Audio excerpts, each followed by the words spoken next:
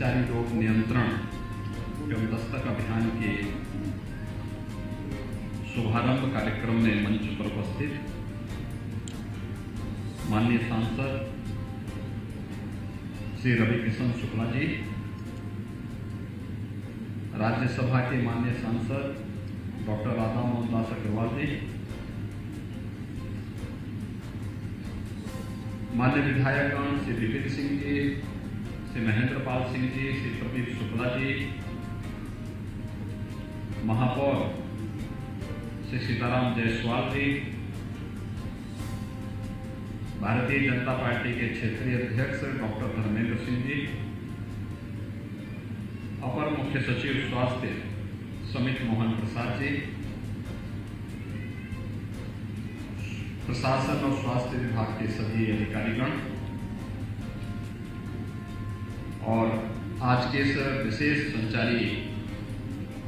रोग नियंत्रण अभियान और दस्तक अभियान के कार्यक्रम में उपस्थित सभी आशा बहनें और उपस्थित भाइयों बहनों,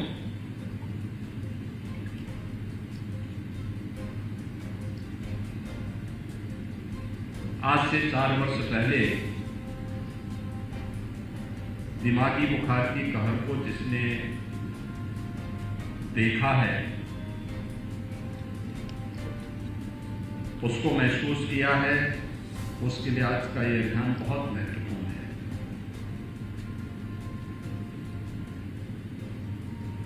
यही जुलाई का महीना जैसे ही प्रारंभ होता था, पूरे पूर्वी उत्तर प्रदेश में, और एक समय तो ऐसा था जब प्रदेश के 38 जनपद ऐसे थे जहां कम या ज्यादा मात्रा में इंसेफ्लाइटिस से यानी दिमागी बुखार से मौतें होती थी।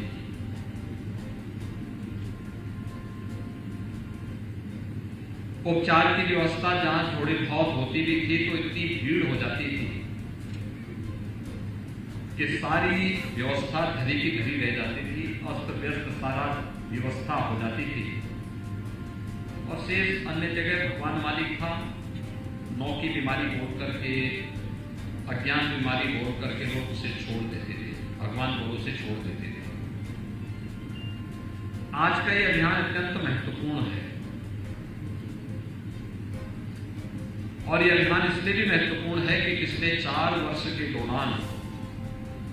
आशा बहनों ने, आंगनवाड़ी कार्यकर्तियों ने, बेसिक शिक्षा परिषद से जुड़े हुए शिक्षकों ने, नगर विकास, ग्राम्य विकास, पंचायती राज, बाल विकास और पोषाहार विभाग, दिव्यांगजन कल्याण विभाग, इन सब ने स्वास्थ्य विभाग और मेडिकल यानी चिकित्सा शिक्षा विभाग के साथ मिलकर के तमाम उन संस्थाओं के माध्यम से जो स्वास्थ्य के प्रति समर्पित हैं, यूनिसेफ, WHO, पाक, टाटा ट्रस्ट, इन सब के साथ मिलकर के जिस एक अभियान को आगे बढ़ाया था, जो प्रदेश के अंदर न केवल दिमागी बुखार से बल्कि डेंगू, मलेरिया, चिकनगुनिया, कालाजार, फाइलेरिया, ट्यूबरकुलोसिस, इन सभी से प्रत्येक व्यक्ति को बचाने के लिए अत्यंत महत्वपूर्ण कार्यक्रम था। उस कार्यक्रम जिसे हम वर्ष में 4 बार, हर तीसरे महीने में 1 बार उस कार्यक्रम का शुभारंभ करते हैं, आज ये कार्यक्रम फिर से अगले 3 महीनों का प्रारंभ होने जा रहा है, जो 1 महीने तक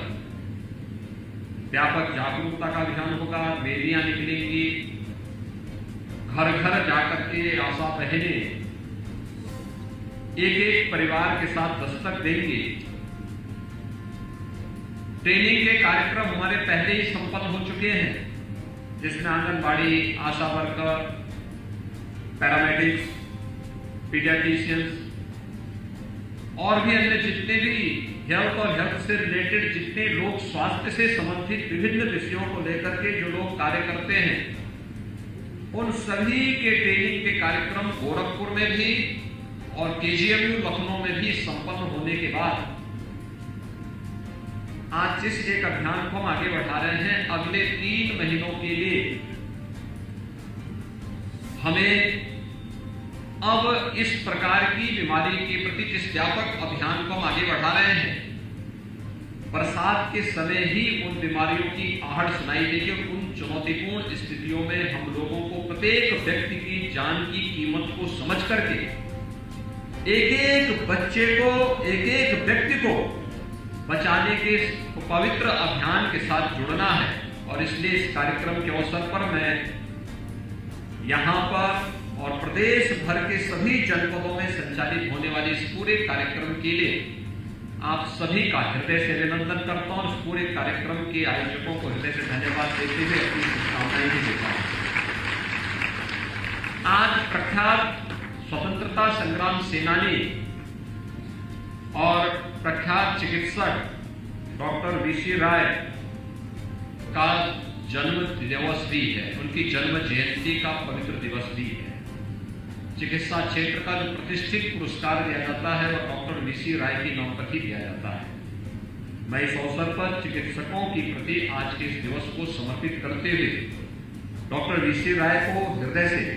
विनम्र श्रद्धांजलि भी अर्पित करता हूं।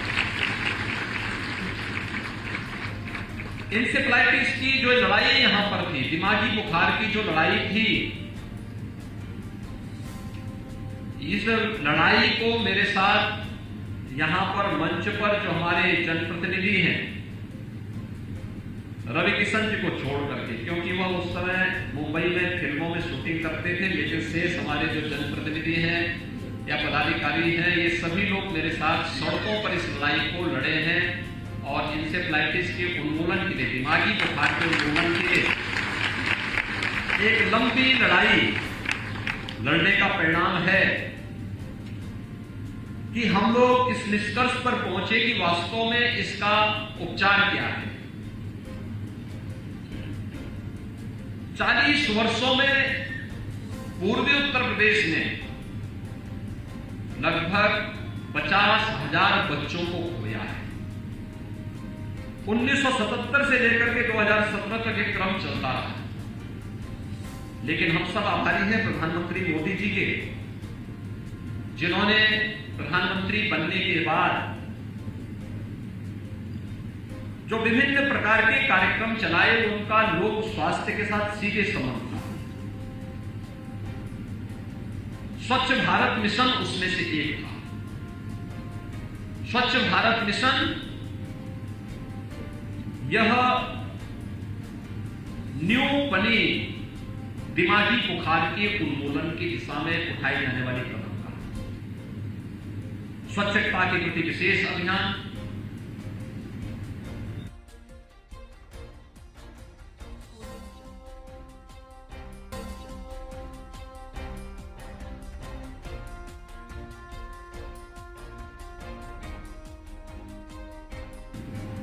स्वच्छता के विशेष अभियान के साथ गांव हो या शहर, मोहल्ला हो या कोई गली, हर एक जगह यह अभियान जिस बृहद स्तर पर चला, सभी लोगों ने मिलकर के एक सामूहिकता के साथ जब इस अभियान के साथ जुड़े, ग्रामीण क्षेत्र में पंचायती राज विभाग ने इस कमान को संभाली, ग्राम प्रधानगण, पंचायत समिति के सदस्यगण, क्षेत्र पंचायत, जिला पंचायत, सबने इसके साथ सहभागी बनकर के विधायकों के नेतृत्व में, माननीय सांसदों के नेतृत्व में इस कार्यक्रम को तेजी के साथ आगे बढ़ाया। शहरी क्षेत्र में इस कार्यक्रम को मेयर, पार्षद, विभिन्न स्वयंसेवी संगठनों ने स्वास्थ्य विभाग और नगर विकास विभाग के साथ मिलकर के इस कार्यक्रम को आगे बढ़ाया। शुद्ध पेयजल की आपूर्ति के कार्यक्रम के साथ भी ग्राम्य विकास विभाग और नगर विकास विभाग जुड़े। स्वच्छता सैनिटाइजेशन के कार्यक्रम को तेजी के साथ आगे बढ़ाने और स्वास्थ्य विभाग ने जगह जगह इंसेफ्लाइटिस ट्रीटमेंट सेंटर स्थापित करने, सामुदायिक स्वास्थ्य केंद्रों में पीडियाट्रिक के आईसीयू की स्थापना, हर जिला चिकित्सालय में एक पीडियाट्रिक के आईसीयू की स्थापना, हर बाल रोग विशेषज्ञ को प्रशिक्षण के साथ जोड़ना, जितना नर्सिंग और पैरामेडिक स्टाफ था उन सबके प्रशिक्षण को जोड़ने के साथ ही जब व्यवस्था उसके सर्विलांस को और मजबूत किया गया कि कहीं कोई बुखार होगा, किसी व्यक्ति को किसी गांव में बुखार है, किसी बच्चे को बुखार है, तो बिना इंतजार किए उसको तत्काल इंसेफ्लाइटिस ट्रीटमेंट सेंटर में ले जाना। आशा बहनों ने इस दायित्व को निभाया। इंसेफ्लाइटिस ट्रीटमेंट सेंटर में अगर ये लगता है कि उपचार से ठीक हो सकता है तो तत्काल उसको दवा प्रारंभ कराओ, अन्यथा वहां से उसे सीएचसी में रेफर करो। सामुदायिक स्वास्थ्य केंद्र में आया, अगर उपचार से ठीक हो सकता है, डॉक्टर अस्वस्थ है, उसके उपचार की उचित व्यवस्था थी। और अगर उसे लगता है कि थोड़ी सी उसे इसमें कंफ्यूजन है तो तत्काल उसे जिला चिकित्सालय के लिए उसी सरकारी एम्बुलेंस से भेज देता है। सरकारी एम्बुलेंस से फिर वहां से अगर जिला चिकित्सालय में लगता था कि उसे थोड़ा सी कठिनाई महसूस हो रही तो तत्काल उसको बीआरडी मेडिकल कॉलेज में सरकारी एम्बुलेंस से लाने की व्यवस्था थी। बीआरडी मेडिकल कॉलेज में हर बेड पर यहां पर वेंटिलेटर लग गए थे, पर्याप्त चिकित्सकों की व्यवस्था भी थी, आईसीयू बहुत अच्छे बन गए थे यहाँ के, और हर प्रकार की सुविधाएं यहां पर देने के साथ ही भारत सरकार के सहयोग से हम लोगों ने यहां पर अब तो गोरखपुर के बीआरडी मेडिकल कॉलेज यानी अकेले सरकार का देश का एकमात्र सरकारी मेडिकल कॉलेज है जिसमें वायरोलॉजी सेंटर भी जहां पर स्थापित हो चुका है। देश के अंदर कहीं और जगह नहीं है। किसी भी प्रकार के वायरस को पहचान करने की क्षमता, बीमारी कोई भी होगी, वह बीमारी को विषाणु जनित हर एक बीमारी को चिन्हित करने की व्यवस्था यहां की जो वायरोलॉजी लैब है, जो सेंटर है, उसमें इसको वहां पर चिन्हित किया जा सकता है, उसको पहचाना जा सकता है और फिर उसके उपचार के लिए उस प्रकार की व्यवस्था भी यहां बनाई जा सकती है। ये सभी कार्यक्रम जब एक साथ सामूहिक रूप से चले, आज उसका परिणाम है, और परिणाम है कि दिमागी बुखार का के कारण जो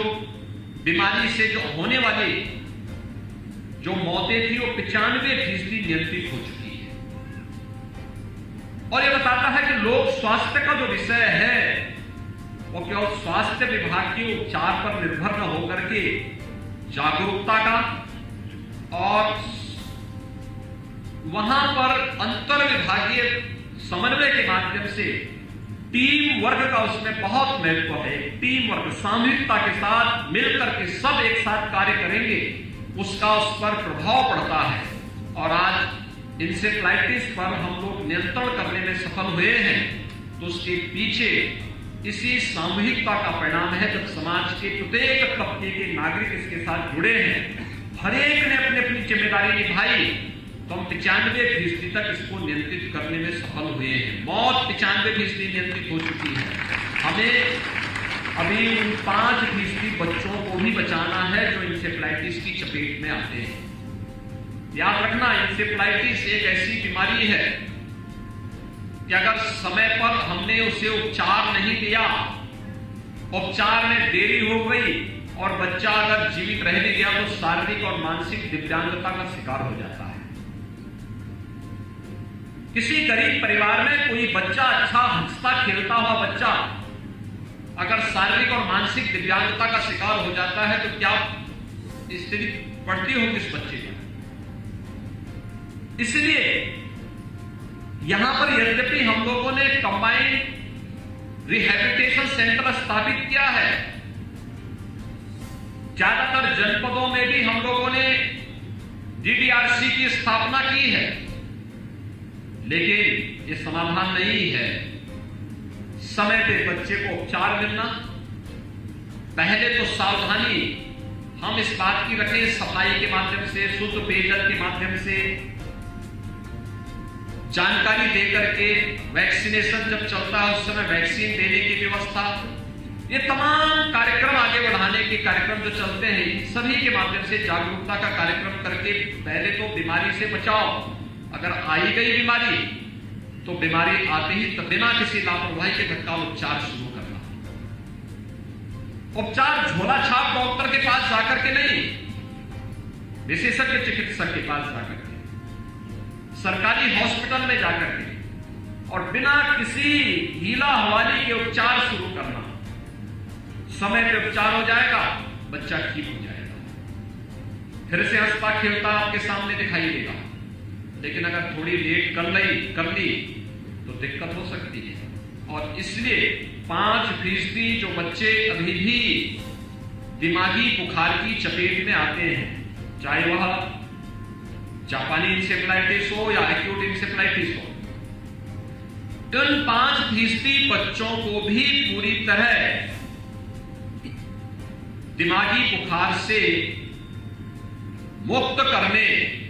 और दिमागी बुखार की हमेशा के उन्मूलन की दिशा में